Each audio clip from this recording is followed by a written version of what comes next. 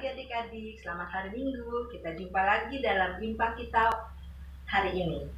Mari kita sama-sama membuka Kidung Ceria kita. Kidung Ceria 349. Semua yang tercipta. 1, 2, 3. Semua yang tercipta, hai alam semesta, agungkan nama Tuhan dan puji kasih-Nya. Matahari, bulan, bintang, burung-burung, ikan-ikan, seluruh marga satwa di gunung dan lembah. Mari kita satu dalam doa. Tuhan Yesus yang baik, terima kasih untuk kesempatan yang Tuhan berikan pada hari ini. Walaupun kami saling berjauhan, kami tetap boleh melaksanakan Impak hari ini. Berkatilah kami semua agar kami dapat hidup dengan lebih baik, hidup takut akan Tuhan. Terima kasih Tuhan Yesus, hanya dalam nama-Mu kami berdoa. Amin. Kita persiapkan Mazmur kita hari ini, Mazmur 9 ayat 3 dan 4. Mazmur 9 ayat 3 dan 4. Ya. Aku mau bersukacita dan bersukaria karena Engkau, bermazmur bagi nama-Mu yang maha tinggi. Sebab musuhku mundur, tersandung jatuh dan binasa di hadapan-Mu. Kitab suci hartaku. Kitab suci hartaku, tak ternilai hargamu, oleh-Mu terungkaplah siapaku sesungguhnya. Adik-adik, persiapkan bacaan kita. Kita akan masuk dalam pemberitaan firman Tuhan yang terambil dari Yudas 1 ayat 1 sampai 16. Yudas 1 ayat 1 sampai 16. Tapi sebelumnya mari kita berdoa minta pimpinan Tuhan. Tuhan Yesus yang baik, saat ini kami membaca dan merenungkan firman Tuhan. Mari Tuhan memberi kami hikmat dan pengertian agar kami mengerti maksud dari firman Tuhan. Jadikanlah kami anak-anak yang takut akan Tuhan dan mau melaksanakan firman Tuhan. Terima kasih Tuhan, hanya di dalam nama-Mu kami berdoa. Adik-adik, kan pembacaannya panjang nih. Jadi nanti adik-adik bacanya bersama mama papa aja di rumah ya. Kalau ini hanya akan menyampaikan ceritanya. Nah, Yudas ini ditulis oleh seorang yang bernama Yudas. Tapi adik-adik harus ingat, dia bukan Yudas Iskariot yang mengkhianati Yesus, tapi dia Yudas, saudara dari Yakobus. Saat itu, jemaat sedang dilanda kegalauan. Galau, cing. Karena apa?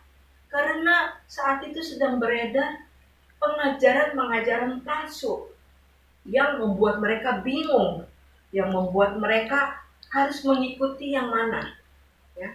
Bahkan ajaran itu membuat mereka harus menyangkal Yesus. Padahal kita sebagai umat Tuhan, kita harus tetap mempertahankan iman kita. Untuk itu, Yudas mengingatkan kita melalui firman-Nya hari ini. Dia menulis surat ini kepada jemaat dengan mengingat ada beberapa orang yang melakukan dosa karena dia tidak menuruti perintah Tuhan. Misalnya, waktu itu kalau kita ingat cerita tentang orang yang berdosa, misalnya Kain. Iya, Kain menyembahkan persembahannya. Tapi kalau dia tidak tulus, tidak dengan hati yang itu, dengan hati yang benar-benar berserah kepada Tuhan, persembahannya tidak diterima Tuhan. Membuat dia marah, menjadikan dia dendam, menjadikan dia iri hati, bahkan dia bisa membunuh orang yang hidup benar di hadapan Tuhan. Kisah lainnya lagi ada seorang Bileam. Bileam ini seorang dukun, tapi dia dukun yang tidak hidup dalam takut akan Tuhan. Dia tahu nggak sih, dia mau menerima sogok, dia mau menerima suap, asalkan keinginan dia menjadi orang kaya, orang yang dipercaya tercapai. Padahal Tuhan tidak ingin kita berbuat seperti itu. Ya, itu hal yang salah. Dia pengen gampang mendapat harta sehingga dia mau disogok. Dan yang ketiga, Korah, di mana Korah tidak mau menghadiri, bahkan tidak menyetujui pengangkatan Musa. Pengangkatan Musa, dia menentang pemilihan dan pengangkatan Musa. Padahal Musa sudah dipilih oleh Tuhan, ya. Nah, untuk itu si Yudas mengingatkan bahwa akan datang masa-masa di mana Tuhan datang untuk menghakimi orang-orang yang berbuat dosa.